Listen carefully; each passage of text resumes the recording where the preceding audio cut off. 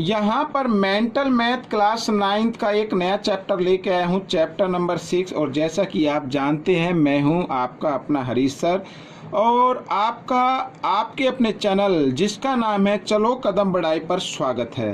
तो बच्चों, इस चैप्टर नंबर 6 क्या कहता है इसको आज हम सोल्व करेंगे। और चैप्टर नंबर 6 यहाँ पर ये मैं आपको दिखा देना चाहता हूँ, ये 21-22 का मेंटल मैथमेटिक्स न्यू सेशन का है और काफ़ी आपकी ये हेल्प करने वाला है। ठीक है, चाहे आपके मेंटल मैथ की क्विज हो या फिर कोई आपका एग्जाम हो, तो ये मेंटल मैथ आपकी काफ़ी हेल्प करेगा। ठीक है, chapter number 6 lines and triangles. तो आइए करना शुरू करते हैं। यहाँ पर प्रश्न नंबर 1 क्वेश्चन नंबर 1 पर देखो क्या कहता है। Two adjacent angle on straight line are in ratio 5:4 find the angle find out करना है। और यहाँ पर मैंने पहले से बना के रखा हुआ है। ये स्ट्रेट लाइन होती है और आप सभी जानते हैं ये स्ट्रेट लाइन 180 डिग्री पे होती है। ठीक है, और जिसकी कोई वन साइड कॉमन होती है और फिर वो एंगल प्रोड्यूस करे उस लाइन के द्वारा, तो वो एडजेसेंट एंगल कहलाते हैं। जैसे यहाँ पर ये लाइन क्या कॉमन आ गई, इस एंगल में भी और इस एंगल में भी, तो ये एडजेसेंट एंगल बन गई। यहाँ पर रेशो गिवन है 5:4 इस तरीके से। आइए करना शुरू करते हैं।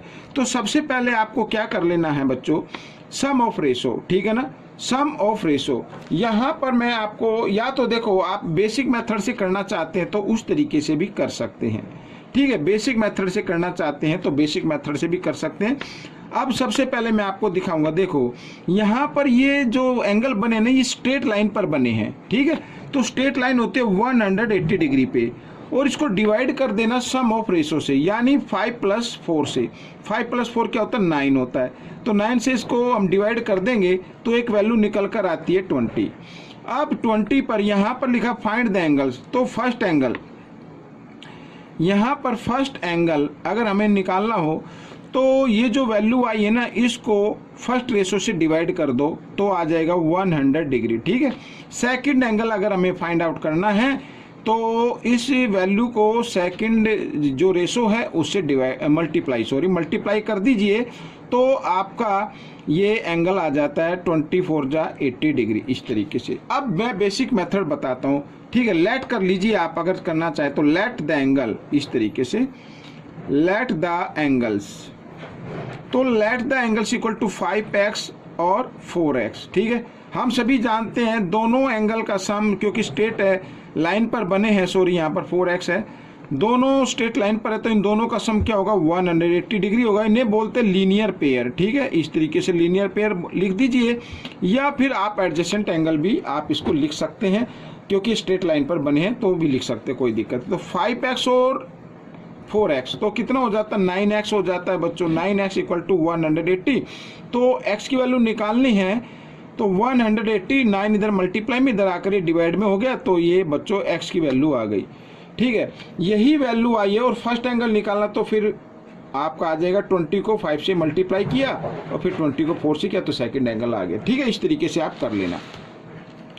क्वेश्चन नंबर 2 पर चलते हैं। Two angles measure 25 degree -x and 135 degree +2x if each one is the supplementary, ये supplementary of each of the other. दोनों क्या है, ये दोनों का सम 180। सप्लीमेंट्री का मतलब होता है अगर दो एंगल है उनका सम 180 आता है तो सप्लीमेंट्री होती है, लेकिन इसमें गिवन है कि सप्लीमेंट है। ठीक है ना, तो हम क्या करेंगे, देखो 25 डिग्री -x और प्लस, इनको हम क्या कर लेते हैं, इनको सॉरी यहाँ पर 135 + 2x। ठीक है, इस तरीके से दोनों को प्लस करने पर कितना आंसर आना चाहिए, 180, क्योंकि ये सप्लीमेंट है। अब देखो यहाँ पर 135 और 25 और यहाँ पर 2x और -1x, तो 2 में से 1x माइनस कर दो, 1x आएगा बड़े नंबर के सामने, प्लस इसलिए प्लस का आएगा, इक्वल 180। अब देखो 135 और 25 कितना होता है बच्चों, 160 हो जाता है। ठीक है, वो कितना होता है 160, इधर प्लस है, इधर आकर ये माइनस का हो जाएगा, ये मैंने माइनस कर दिया और माइनस करने पे कितना आ गया, 20 आ गया। तो यहाँ पर x की वैल्यू आ गई बच्चों 20 डिग्री, यही हमें निकालना था। अगर एग्जाम में ये पूछ लिया जाए कि एंगल फाइंड आउट करो, तब फिर आपको क्या करना है, यहाँ पर एक्स की जगह एक्स की वैल्यू को पुट कर देना है, ठीक है ना, तो आपका आंसर आ जाएगा। तो बच्चों ये क्वेश्चन नंबर 2 भी आपका हो गया है। अब क्वेश्चन नंबर 3 पर चलते हैं। देखो क्या कहता है, an angle is equal to 1/3 of its supplement, find the measure. Measure find out करनी है। यहाँ पर लेट मान लेते, लेट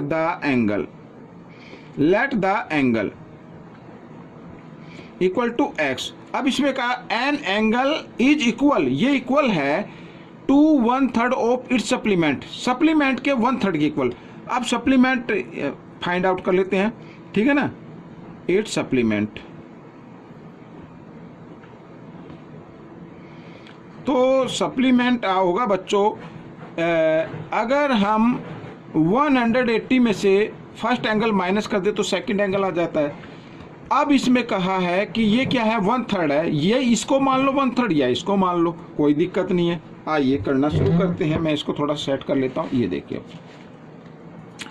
अकॉर्डिंग टू क्वेश्चन, ठीक है, ये देखो, अब ये x और इक्वल 180 माइनस एक्स। अब इसमें कहा कि एन एंगल इज इक्वल, या तो ये एंगल या ये एंगल कोई भी ले लो इसमें इक्वल में, ठीक है ना। तो ये क्या 1/3 है, क्या है 1/3। आइए हम इसको 1/3 इसको बना लेते हैं और यहाँ पर 1/3 से इसको मल्टीप्लाई कर लेते हैं, ठीक है, 3 से। तो 3 से यहाँ पर इसको किया तो यहाँ पर डिवाइड करेंगे, तो मैं इधर लिख देता हूँ इक्वल। यहाँ पे तो 180 को देखो, 180 को 1/3 से क्या कर देना, डिवाइड कर देना है। तो 3 6 जाए, यहाँ पर आ जाएगा 60, और इसी तरह से यहाँ पर क्या आ जाएगा, -x/3 आ जाएगा, ठीक है। अब क्या करेंगे, इस -x/3 को इधर लेके आना है आपको, इस साइड में, लेफ्ट हैंड साइड में। तो इधर आकर ये प्लस का हो जाएगा, इधर 1 और यहाँ पर 60। अब 3 और 1 का एलसीएम लिया तो कितना आएगा, 3 आएगा, ठीक है। अब साथ में 3 एलसीएम लेने के बाद क्रॉस मल्टीप्लाई भी कर देना, 3 को x के साथ 3x और 1 को इस x के साथ 1x, तो बराबर 60, ठीक है। आइए इधर कर लेते हैं, 3x और 1x होता है 4x इक्वल 60। 3 इधर किस फॉर्म में है, डिवाइड में, इधर आकर ये मल्टीप्लाई में आ गया, ठीक है। ये मल्टीप्लाई कर देते, 4 इधर किस फॉर्म में है, मल्टीप्लाई में, इधर आकर डिवाइड में आ जाएगा। तो आपकी x की वैल्यू आ जाएगी, ये देखो इस तरीके से, 4 से ये 15 पे डिवाइड हो गया, 15 3 जा क्या हो गया, 45। तो बच्चों उसकी मेजर क्या है, 45 डिग्री है, ठीक है। उस एंगल की मेजर क्या है, 45 डिग्री है। अब अच्छा एक मिनट देख लेते हैं। 1 angle is equal to 1/3 of its supplement, find its measure, ठीक है। तो मेजर फाइंड आउट करनी है, देखो x की वैल्यू तो ये आ गई। अगर सेकंड एंगल भी फाइंड आउट करना है, यहाँ पर मैं कर लेता हूँ। तो 180 में से -x की वैल्यू क्या है, 45, तो माइनस कर दीजिए, तो आपका आंसर आ जाएगा। 10 में से 5, यहाँ पे रहेगा 7 में से 4 3, और इस तरीके से, ठीक है, ये भी आ जाएगा। लेकिन आपका आंसर ये रहेगा क्योंकि मेंटल मैथ है। अगर एग्जाम में पूछा गया कि सेकंड एंगल, तब ये आपको निकालना है, ठीक है। आइए करना शुरू करते हैं क्वेश्चन नंबर 4। तो क्वेश्चन नंबर 4 तो बहुत ही इजी है बच्चों, ये देखो कोई ज़्यादा मुश्किल नहीं है। इसमें क्या कहा है, इन द गिवन फिगर, ये फिगर है L पैरेलल M, ठीक है, ये दोनों पैरेलल है, सॉरी L1 पैरेलल है L2 के। Find the volume of x की वैल्यू फाइंड आउट करनी है, वॉल्यूम बोल गया मैं, वैल्यू फाइंड आउट करनी है। तो बच्चों सबसे पहले हमें ये वैल्यू फाइंड आउट करेंगे यहाँ पर एंगल 1 की।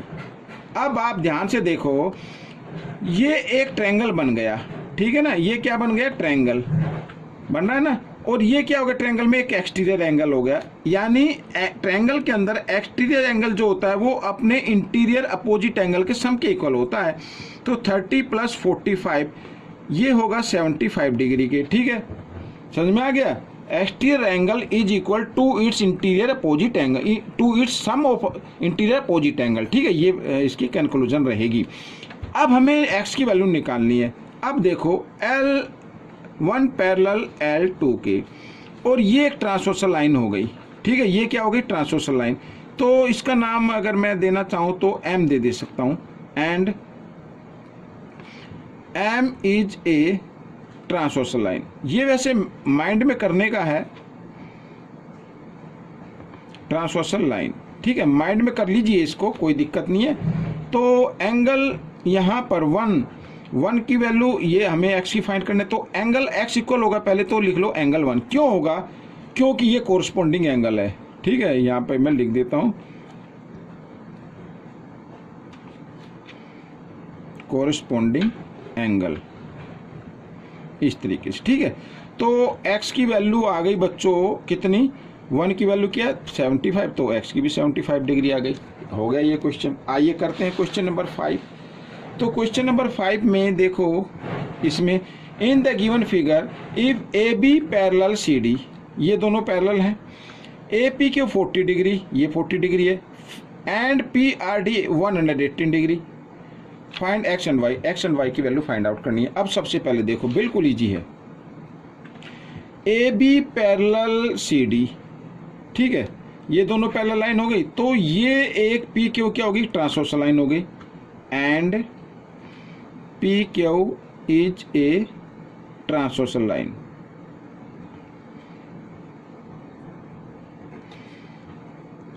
ठीक है, ट्रांसवर्सल लाइन हो गई, तो ये एंगल x इक्वल होगा 40 डिग्री के, इन्हें बोलते हैं अल्टरनेट एंगल।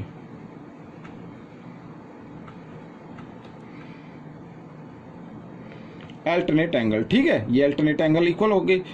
अब बच्चों x की वैल्यू आ गई, हमें निकालनी है y की वैल्यू। अब देखो फिर एक बार फिर, A B parallel C D, अब ये ट्रांसवर्सल लाइन ले लो, and P R is a transversal line.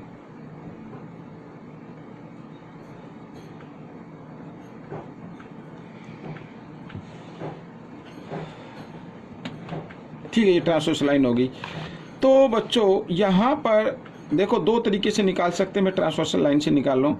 तो यहाँ पर ये इसका नाम लें ए पी आर, यानी angle A P R equal होगा एंगल पी आर डी के, एंगल पी आर डी के, ये डी है बच्चों यहाँ पर। ठीक है, पी आर डी के इक्वल होगा।